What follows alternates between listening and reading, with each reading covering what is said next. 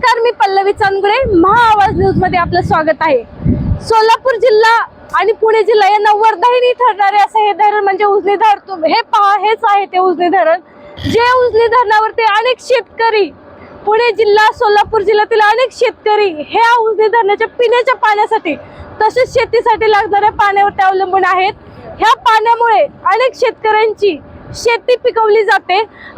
2 ते 3 वर्षानंतर हे उजनी धरण आज 100% भरलेलं आहे। तुम्ही पाहू शकता 100% हे धरण भरलेलं आहे आणि त्यामुळे शेतकऱ्याच्या चेहऱ्यावरती एक वेगळा आनंद आहे की काही 2 वर्षापूर्वी नैसर्गिक कारणांमुळे पाऊस कमी होता, त्यामुळे उजनी धरण हे भरलं जात नव्हतं, पण आता हे धरण भरल्यामुळे अनेक शेतकऱ्यांच्या चेहऱ्यांवरती एक हास्य आहे आणि वेगळाच आनंद आहे।